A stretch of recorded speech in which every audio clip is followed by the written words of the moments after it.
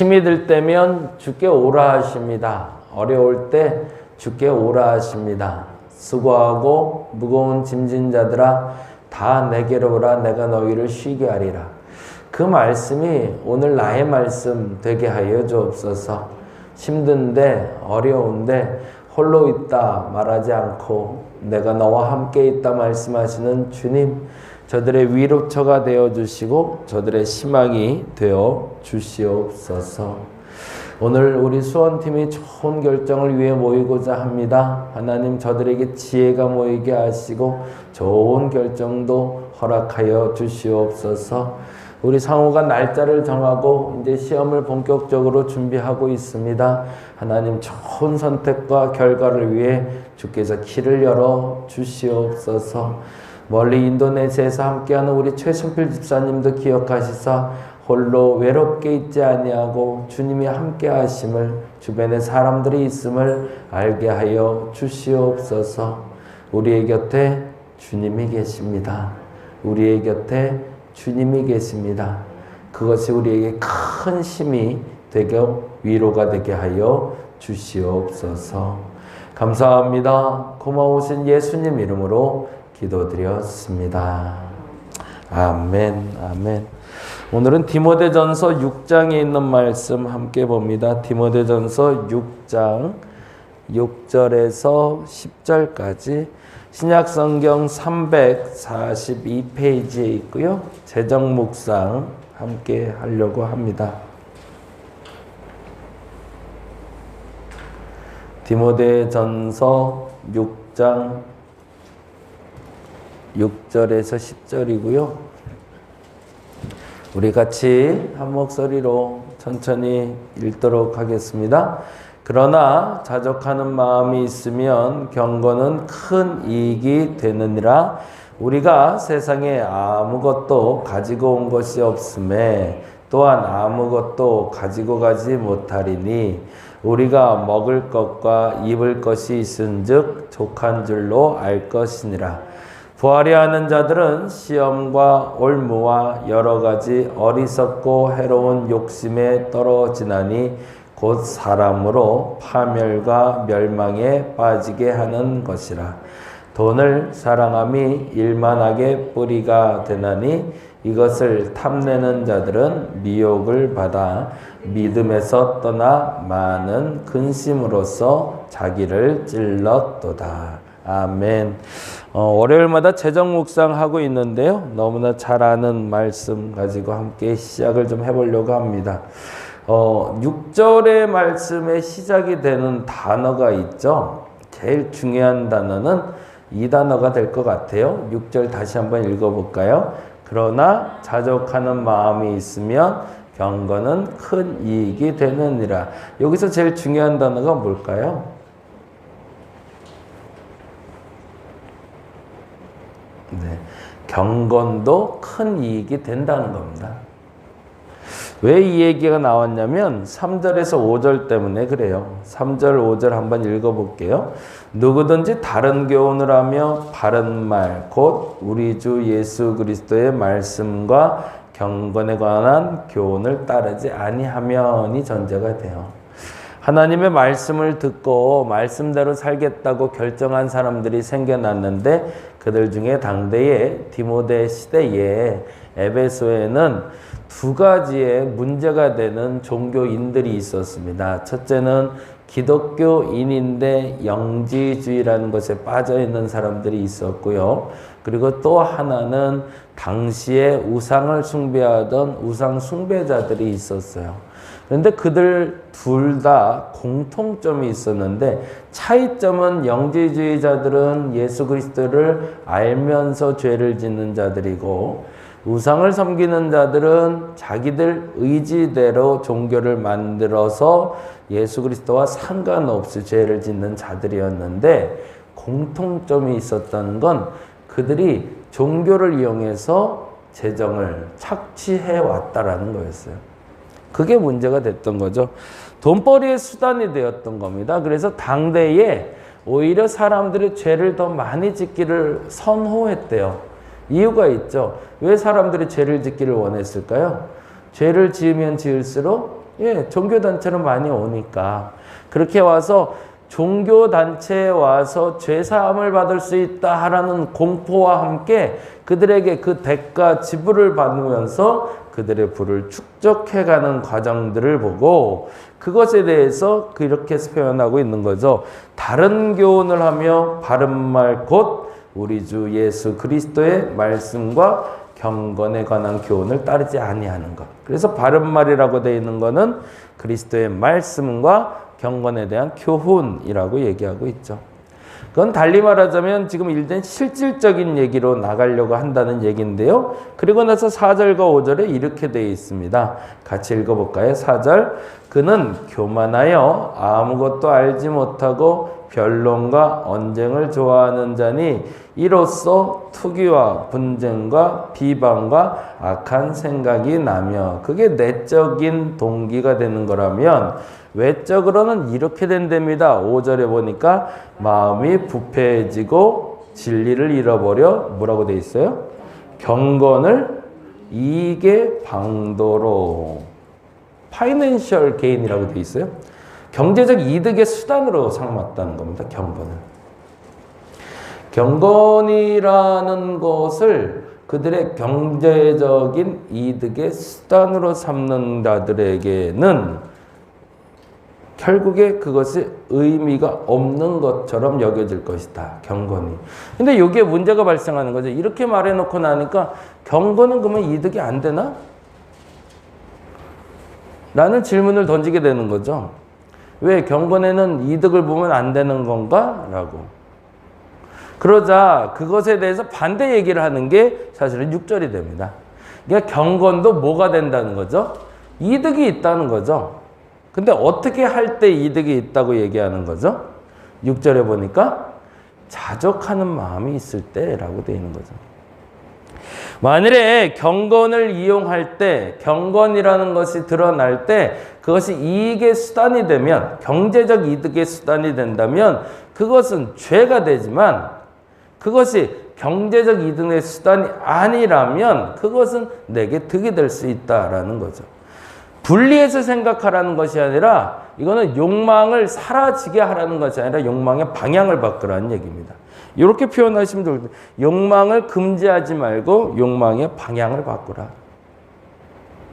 그리고 나서 그 자족하는 마음이 뭔지를 두 가지로 설명하고 있죠. 7절과 8절에 뭐라고 되어 있죠? 자족이란 7절에 뭐라고 되어 있죠? 우리가 세상에 아무것도 가지고 온 것이 없음에 또한 아무것도 가지고 갔지 못. 그게 자족이래요. 첫째, 인정하는 거죠. 내 손에 내가 쥐고 온 게 없으니 가져갈 것도 원래 없는 게 맞다라고 얘기하는 게 첫째 자족. 이거는 스스로가 교만하지 않도록 도와주는 크나큰 도구가 됩니다. 부모의 덕분에, 그리고 선친의 덕분에, 주변 상황 덕분에 본인 손에 무엇을 쥐고 태어난 사람들도 있죠. 그게 없을 수는 없죠. 그런데 그것은 내 노력으로 얻어지지 않는 것이라면 그건 내 것이 아니라고 먼저 인정해야 된다는 거죠. 그건 아버지의 재산이지 내 재산이 아니지 라고 자녀는 말해야 되고, 아버지도 이건 내 거지 이건 네 거 아니야 라고 가르쳐 줄 수 있어야 된다는 겁니다. 그리고 마지막에 본인이 부를 축적하게 된다 할지라도 이것은 내 것이 아니라 하나님 것이라 라고 말할 수 있어야 된다는 게 첫째 자족이라는 거죠. 자족의 전제는 내가 시작할 때 나는 0에서 시작했습니다 라고 말할 수 있는 게 자족이라는 겁니다. 그래서 창세기 얘기 계속하면서 말씀드렸던 것처럼 아무것도 없다라고 얘기하는 것은 아무것도 할 수 없다가 아니라 아무것도 없다는 하나님이 일하기 시작한다라는 말로 해석돼야 된다는 거죠. 그러니까 자족의 시작을 알아야 그 다음에 경건의 이득이 되는 경제적인 이득도 같이 넘어가는 건데, 이 자족의 시작이 잘못되어 있으니 늘 문제가 되는 거죠. 하나님이 일하실 수 있도록 아무것도 없다라고 인정하는 사람을 통해서 하나님은 일하시는데, 내가 가진 것이 먼저 있다라고 생각하고 자족하는 마음을 가지려고 하니 이게 안 되더라는 거죠. 그래서 먼저 없다가 내 시작이어야 된다. 그리고 없다가 내 시작이 될 때 누가 일하신다? 하나님이 일하신다는 걸 믿으시라는 거죠.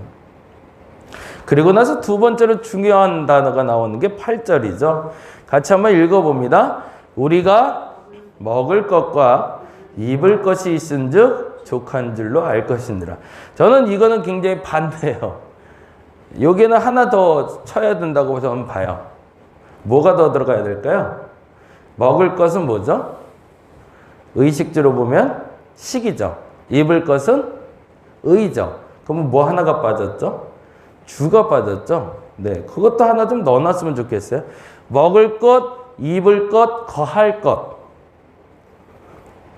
이제는 그렇게 봐야 될 것 같아요. 당대에는 땅이 재산권을 행사하는데 큰 중요한 요소는 아니었습니다. 사실은. 그냥 기본 필요라고 그러죠. 요즘 이제 기본 시리즈 한 대선 후보가 많이 얘기하는데, 기본적으로 사람들이 살 수 있는 기본을 만들어준 다음에, 그 다음에 그 사람이 자족을 생각할 수 있는 거지, 그것을 넘어선 자족은 사실은 이제 교만이라고 얘기하는 거죠. 그런데 이 기본도 갖추지 못하게 하면서 자족을 말하는 건 잘못됐다고 말하는 게 8절입니다.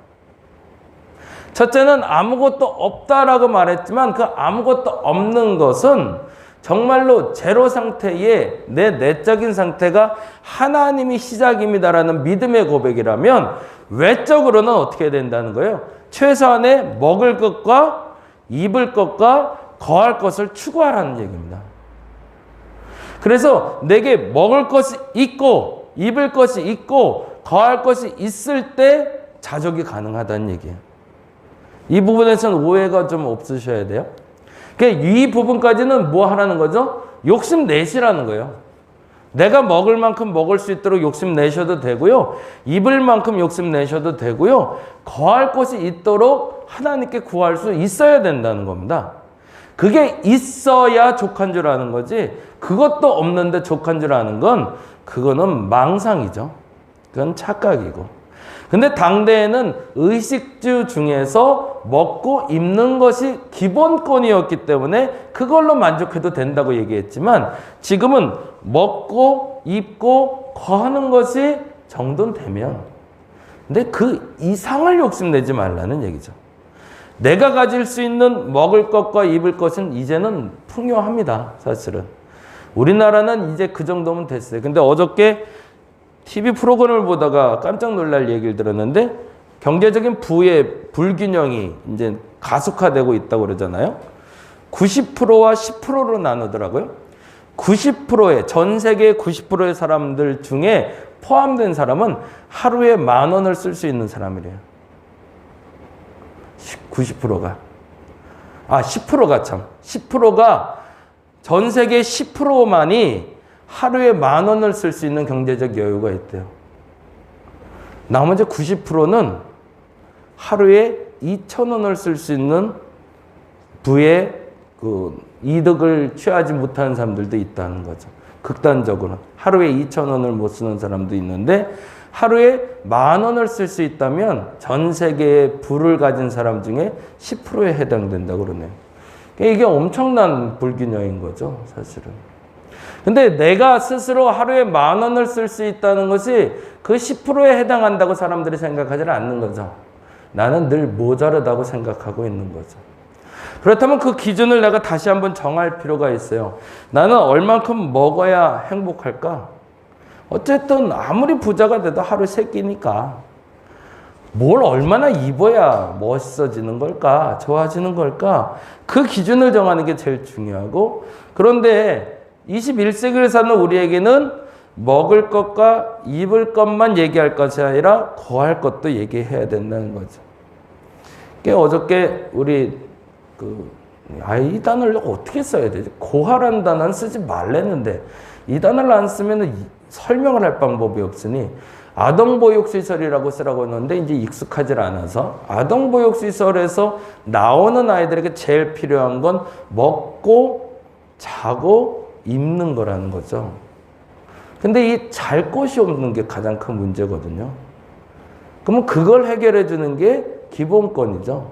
그래서 먹고 자고 입을 수 있는 자족의 권한을 주고 그 다음에 누리라고 하던가 비우라고 해야지 그것도 안 주고 누리고 비우라고 그러는 건 아니다라고 얘기하는 게 성경이라는 겁니다. 그것까지도 포기하고 자유함을 얻으라고 얘기하는 게 아니라는 거죠. 그리고 나서 이렇게 얘기합니다. 그렇다면 부하다라는 건 뭘까? 자족이 아니라 반대말을 부라고 쓰고 있는 겁니다. 그거는 부자가 된다는 부가 얘기하는 게 아니라 자족과 반대되는 부의 개념인데 그 부의 개념은 이렇게 얘기하네요. 시간이 갔네요, 많이. 네, 9절 말씀 같이 읽어보겠습니다. 부하려 하는 자들은 뭐가 있대요? 시험, 동그라미, 올무, 동그라미, 욕심. 시험, 올무, 욕심. 그리고 별표 해놓으세요. 파멸과 멸망. 옛날엔 침륜이라고 돼 있었어요. 그래서 제가 오늘 그 꿈을 꿨나 본데 파멸이라는 단어가 물에 빠지다라는 뜻이에요. 그리고 멸망한다는 건 말 그대로 사라진다는 걸 얘기하는데 파멸의 단어는 현재적인 파멸을 얘기합니다. 지금 현세에서의 파멸. 돈이 있는 사람들이 돈을 다 잃게 될 거라는 거예요. 돈만 쫓아가다가. 근데 멸망은 뭘까요? 내세에서의 멸망을 얘기합니다.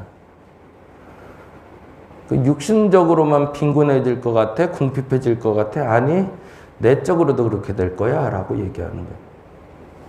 그리고 우리가 너무 잘 아는 단어가 나오죠. 돈을 사랑함이 일만하게 뿌리가 되나니 라고. 이 단어에서는 다시 한번 정리를 합니다. 돈이 일만하게 뿌리가 아니다 라고 정리해 놓고요. 그렇죠? 그러면 뭐가 일만하게 뿌리죠? 돈을 사랑함이 일만하게 뿌리죠.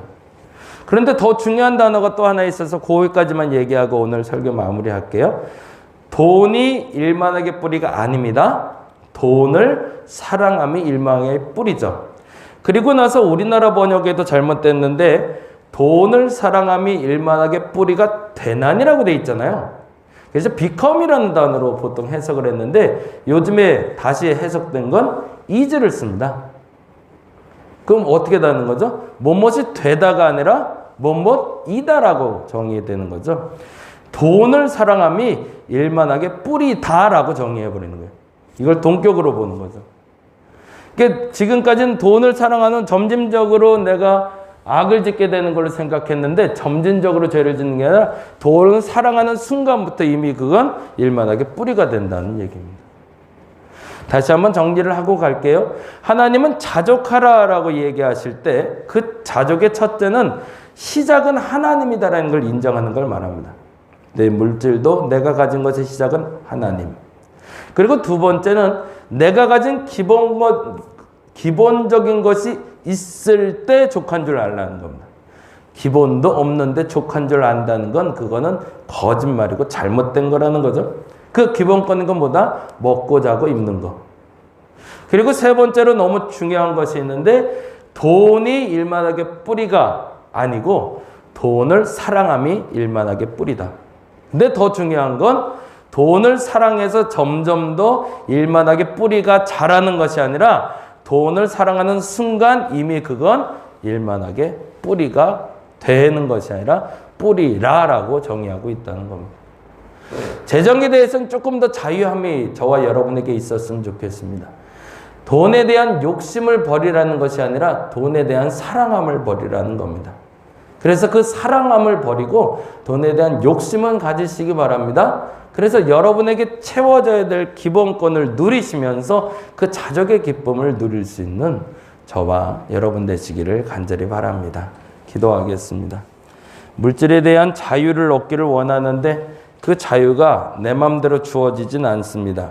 그러나 이 경제적인 이득이 경건의 이득과 같이 맞물려 경제의 자유까지 이룰 수 있는 저들 되게 하여 주시옵소서. 내가 노력한다고 되는 것이 아닐 때도 있습니다. 그럴 땐 그 기본적인 것은 주께서 먹이시고 입히신다고 하셨사오니 먹이시고 입히시고 채워 주시옵소서.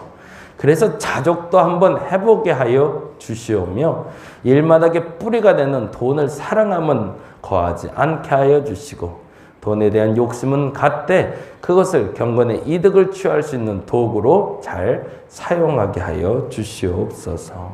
감사합니다. 고마우신 예수님 이름으로 기도드렸습니다. 다 같이 기도하고 돌아가겠습니다.